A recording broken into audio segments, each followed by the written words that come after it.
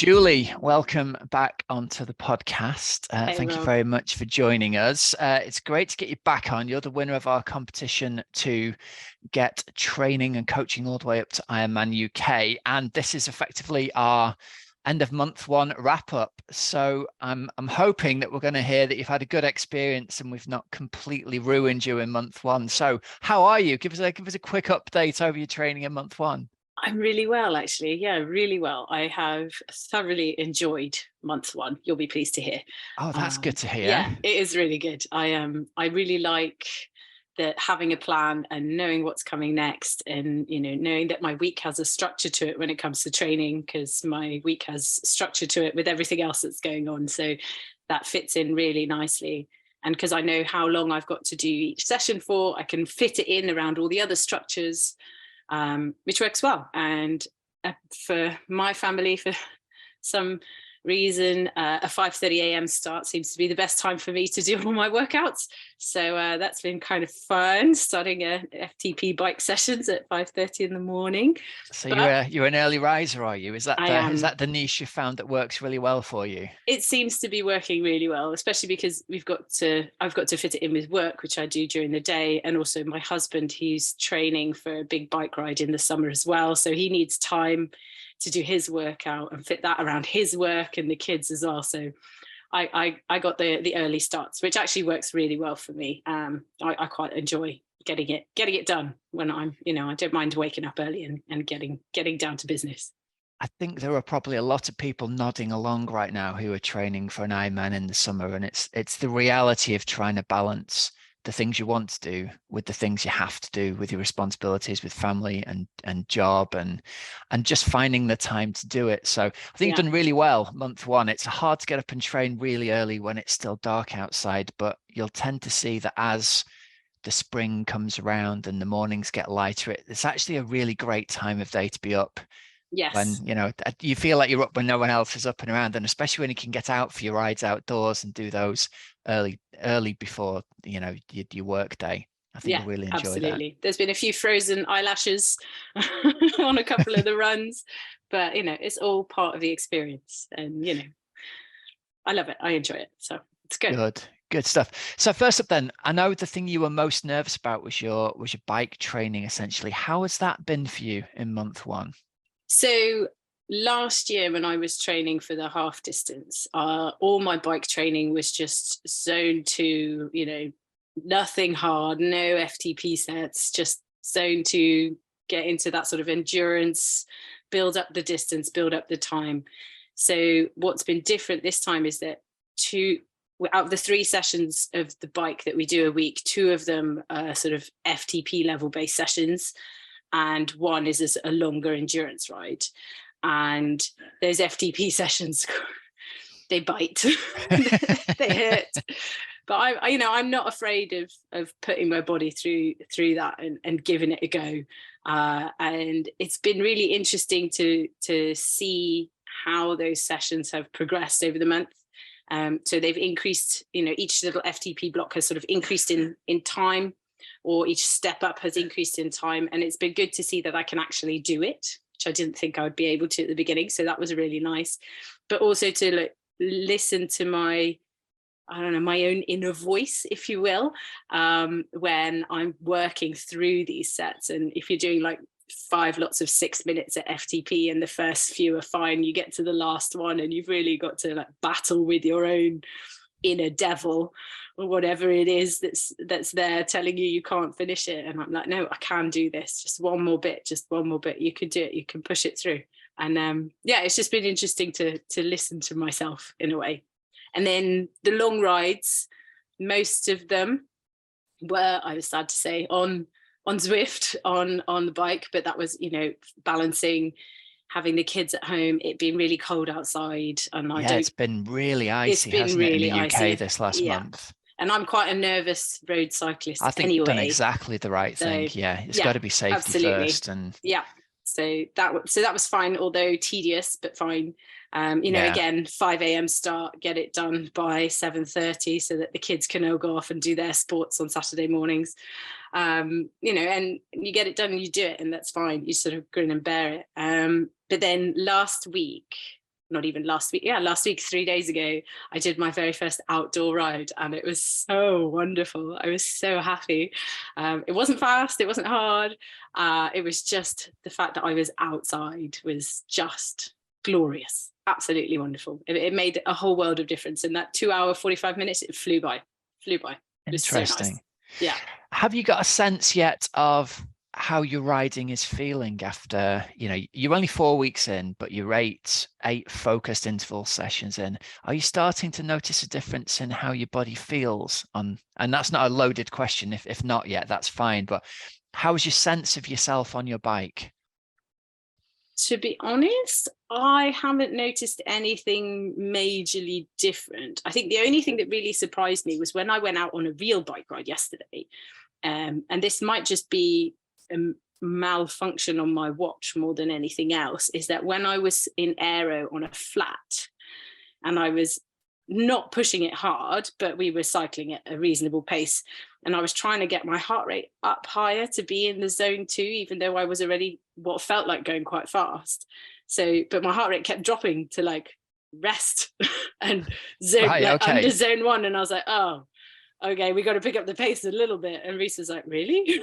Sure. And I was like, yeah. So, but I don't know if that was a malfunction or I'm just, my heart rate is, and my effort levels for that particular heart rate have changed. How did it feel as you were riding outdoors? Did it feel easier than you were expecting? It did, yeah. Okay. On the flats, it was super easy. It was lovely. It was wonderful. But then when you put a cap on the hill riding as well, that's a little bit harder. And I was like, if I go any slower, I'm either going to fall off or go down the hill backwards. So it's quite hard to balance that. Yeah. But, I think it's a learning curve. It's my first ride outside since September last year, when I'm actually looking at this, statistic, and I don't have a power meter on my bike, so I'm working with what I've got. So we'll see how it goes. But the bike, it felt good, and I enjoyed it. And for me at the moment, that's what really mattered, is that I felt good. The only bit I didn't like was going downhill. I got to work on that. I'm a very nervous downhill cyclist. So yeah, I think it's just practice. Like some of the other Oxygenaddict teammates have said, you just got to get out there and do it. Yeah. Well, I think for now, you've got to bear in mind the purpose of this is kind of building an engine, building the fitness. As you transition to all of your rides being outdoors when the weather gets nicer, I think that skill-based element of being more comfortable going downhill will naturally progress. And you're right, it is something that's going to be a very real thing for people doing, especially Ironman UK and courses like that, where there's lots of descents, corners. The skill of riding the bike is something that will develop only through the outdoor bike rides. It's almost like the classic thing with Lionel Sanders talking about you can have the biggest FTP in the world on Zwift, but if you can't control that power outdoors, it really isn't very much use to you. Exactly. So that'll come later on in your plan, but it's great that you're feeling, firstly, it's great that you're so enthusiastic about it still, month 1 in, that the structure's working for you and you're feeling good on your first outdoor ride. And I think that's all we can hope for at this stage, which is brilliant. It's been really good. I've enjoyed it so far, the cycling, so that's good. Good. Running, apart from the frozen eyelashes, how have you felt on your runs? It's surprisingly good, actually. So last year, when I was training for the marathon in November, I was doing all my all the slow runs were about 45 seconds slower than what I'm doing them at now. And actually, the pace that I'm running, this e-pace that I'm using for the runs at the moment, feels a lot more comfortable now than it did at the beginning of the month, just because I wasn't used to it. I haven't had a chance to look into the stats and see if my heart rate levels have changed or anything, but it's been quite cold and windy, so that's going to have an impact on it all. But yeah, the runs feel really strong. And I think part of the reason is that I've been very religious about doing my strength and conditioning stuff, which I didn't last year. So and I felt the difference in the running. It just feels so much smoother and so much easier and so much stronger. That's a major change for me. So that's brilliant. I'm going to stick with it. So I'm really happy with that. Awesome. Oh, that's great to hear. It sounds like things are really positive. Yeah. What's been the biggest thing that surprised you over the last month? So one was the strength and conditioning and the impact that it had. just because it's so obvious in making my running a lot smoother. The other one was when we first chatted, and you were like, all your long runs are going to be 9-minute run, 1-minute walk, 9-minute run, 1-minute walk. And I was like, oh, are you sure about that? That doesn't seem like it's going to. But actually, I surprised myself, because I really love it. I really like doing 9 minutes run, 1-minute walk. But also it feels really good. And the next day I'm fine. I mean, I haven't done anything over like an hour and 15 yet, but I know now that I've done that, I know that when it gets to the longer runs, it's not going to be a problem at all. And I actually really, really like it. It feels really nice. Great. That combination of enjoyment and confidence, I think is really important. The sense that you can see that as your runs are going to get longer, you're still going to be able to recover from them the day after. And as long as we can keep balancing that daily and weekly training load, so by the start of the next week after a recovery day, you feel as though you're good to go again, then I'm a happy coach. I'm happy. You keep smiling, you keep getting it done. There'll come a point, I think, later on in the plan where we've increased the volume to the point where you're going to want to swear at me a little bit. Okay. But that's okay. As long as we can push that down the road by a couple of months, that's great. Yeah. No, that's good. The other thing that I've noticed that I don't know if you will think this is positive, but I think it's positive. So Mondays is supposed to be a recovery day, but Monday is also one of my main swimming sessions, and I swim with the local club, with the Woking Swimming Club, and I love swimming with them. They're a great bunch, but I'm also one of those swimmers that's not very good at taking it easy when coach puts a hard set on the board. And I know that attitude is going to have to change as we go further down the year. But what I've noticed is that even if I do end up doing quite a hard set on a Monday morning, I'm still managing to hit all the target power and FTP and running paces throughout the rest of the week without any, negative impact, shall we say. Which made me feel quite good, even though I probably shouldn't be doing that, so sorry, but yay. Well, I think the key is, look, the recovery day, the focus of it is, are you recovered enough so that the next week you can train with no impact? So for someone like yourself with like an international level swim background, you have got a really good sense of how your body feels and how you recover. That's brilliant. And it also means you've got a choice of what speeds to swim at. Whereas with an athlete perhaps who's just come to swimming as an adult to try and train for the first Ironman, just putting swimming costumes on is going to be stressful for them, let alone getting in the water. And if an athlete's in the point where they can't choose to swim easy and every swim is by its nature, it's a battle, they're better not swimming than even trying to do a recovery swim. But for you, I'd say while you're still feeling like this, great, keep on doing those swims and keep enjoying them. And if there comes a tipping point where you think one week, actually, do you know what, I'm too tired by Wednesday, then the next week you have to make that judgment on whether the swim is a club swim, is it a recovery swim, is it a rest day. But at least you're really good at knowing how you feel and how you recover, and you can make a judgment on all those things. So I'm a happy coach with all of that. Oh good. Phew. Yeah, it sounds like it's going really well so far. Yeah, I'm really pleased. Last question then. Go on then. What is something that you maybe you thought before you started training with us, or a commonly held belief with a triathlete that has turned out not to be true after month one of training?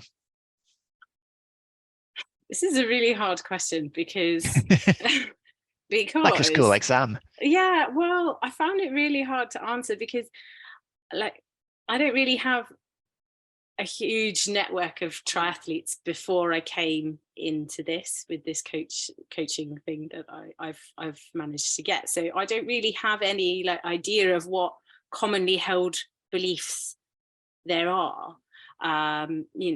So for me, the biggest change personally is that all the runs are easy, which I never thought it would be. And that's a big yay for me.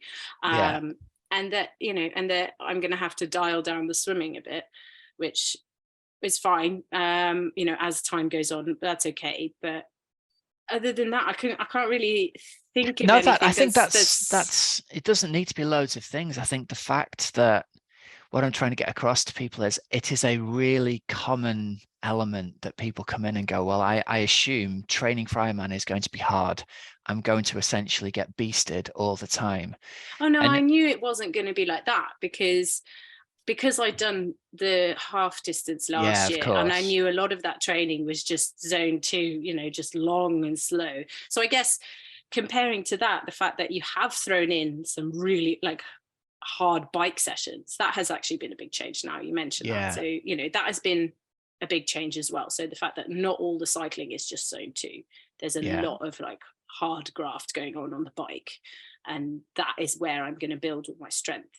But yeah, there you go. So that, I think those are my Yeah. two big Bikes harder than changes. you thought they were going to Yes. be, certainly at this point in your plan, and runs easier and more enjoyable, it sounds like. Yes. That sounds like a Great good stuff. summary. That sounds like a great All summary. right, brilliant. Well, listen, that's a great wrap up of month one for you. Thanks for joining us, and I look forward to hearing and sharing your story at the end of month two with All everybody right. as well. Let's hope I've got some more updates to give you. Great. And I Thanks very haven't much, fallen off my Julie. bike. Thank you. Take care. Bye.